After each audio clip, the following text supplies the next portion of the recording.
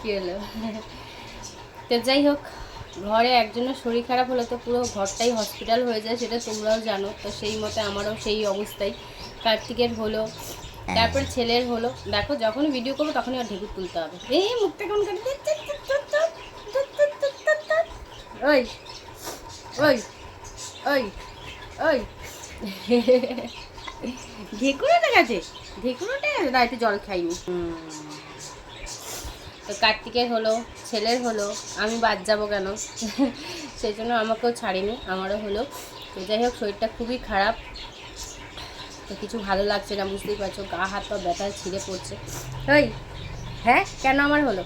আর এটা যেন নিয়ম হয়ে গেছে, মানে সোনা বাবার শরীর খারাপের পর আমার হবেই। ছোট্টবেলার থেকে, মানে ওর একদিন থেকে কোনো দিন আমার শরীর খারাপ হয়েছে, তারপরে ওর হয়নি, জানো তো। আবার হাসছিস, এইটার থেকে সবসময় আমার হয়। আর সবাই বলে না যে মায়ের থেকে বাচ্চার হবেই, তো আজ পর্যন্ত এই মুহূর্তে পর্যন্ত মানে ওর থেকে আমার হয়েছে, আমার থেকে কোনো দিন ওর হয়নি। তো যাই হোক, এটা ভালোই, তাই না? আমি তো বদনাম হব না, তাই না, যে আমার থেকে ওর হয়েছে, তাই তো পাপা? ঠিক তো একদম, তোমার থেকে আমার হয়েছে, তোমার থেকে আমার হয়েছে। তো যাই হোক, শোনো, আপা এখন ঠিক আছে, তোমাদের সেটাই জানালাম। আমার ঘরটা হসপিটাল হয়ে গেছে, এটাই তোমাদের জানালাম, আমিও বাদ যাইনি। চলো টাটা।